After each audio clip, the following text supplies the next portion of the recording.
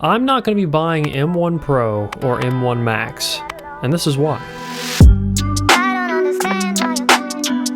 So if you've been living under a rock over the past few years, you might not know Apple has been making their own processors again using an ARM architecture. This means they're moving away from using Intel's processors. It allows for much more optimization, greater power efficiency, and so on. At the very end of 2020, they released their first ARM-based computer, the M1, and now they've released computers with M1 Pro and M1 Max ARM processors. Now these have very substantial performance and spec bumps over the M1, which is a computer I purchased. I was one of the first people that ordered the M1. I ordered it the exact second it went on the store, and I've been using it ever since it got here. And that would be the M1 MacBook Pro. I bought it, maxed out the specs on it, which still wasn't actually very high specs, but the computer totally blew my mind. The M1, using native software, things like Final Cut Pro, Logic, and so on, just destroyed my expectations and every other machine I had, to the extent to where I don't even have a desktop computer anymore.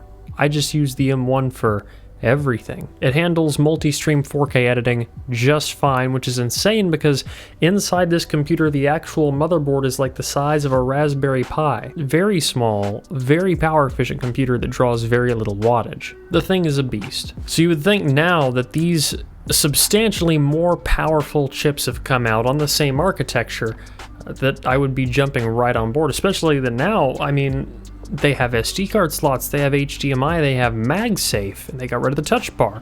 A considerably better display. Why am I not buying them? Well, honestly, the reason is very simple. They are better computers, but the M1 already does everything I need. I gotta be totally honest. If I was editing multi-stream 8K video, if I was doing more VFX, absolutely. But after watching that presentation and then editing a video on my M1, I realized the M1 is still running flawlessly. I mean, right here in the background, I already have music open, I have Final Cut open. You can scrub anywhere in this timeline, and everything is just instant. You can go anywhere in here and play something. It's instant. No matter how many effects I have, no matter what the resolution is, the animations, all that, it's just instant. And it just doesn't get faster than instant. I have no doubts that these new machines are absolutely insane, but I don't think I'll be buying one for another, I don't know, I'd say hopefully 2 years, because I would love to just keep using this machine. I mean, I've been using it for half the day.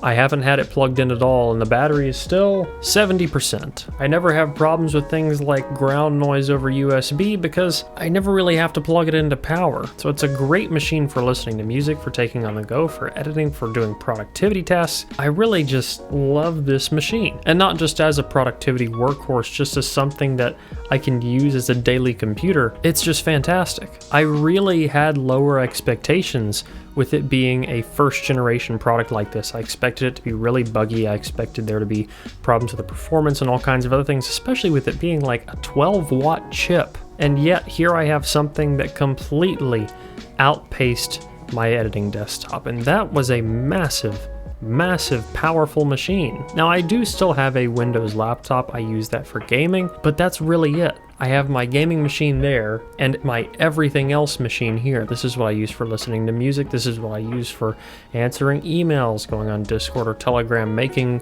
YouTube videos, making thumbnails, uploading them. Anything that isn't a video game happens on this machine, and the only reason I'm not gaming on it too is just because of software support. Now I imagine that the iGPU in this probably wouldn't be up to spec.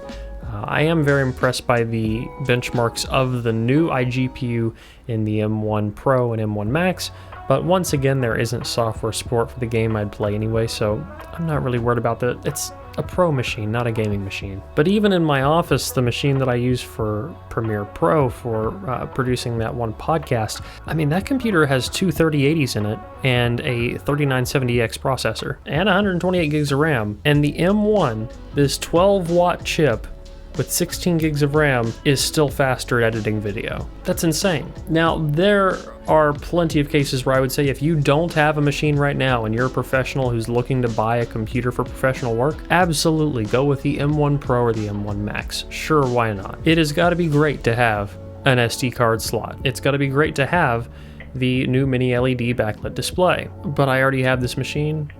and I don't need that one. And for once, it is really nice to have a machine that I can use for editing, for work, for everything else, that I don't feel the need to upgrade every year. It really feels like I can keep this machine and keep using it productively for a long period of time and for the foreseeable future. Anyway, just my 2 cents I want to talk about since everyone has been putting their hat in the circle on these new machines. That's all I have to say. Back to the regularly scheduled headphone content, and that's gonna wrap this video up. So guys, if you like this video, please leave a like down below, comment letting me know what do you think about all this? What do you think about these new machines? I think it's super cool as we're moving into the age of extremely power efficient ARM computing. If you want to get active in the community, you can at forum.hifiguides.com. And as always, don't forget to stick around and subscribe for more videos like this in the future.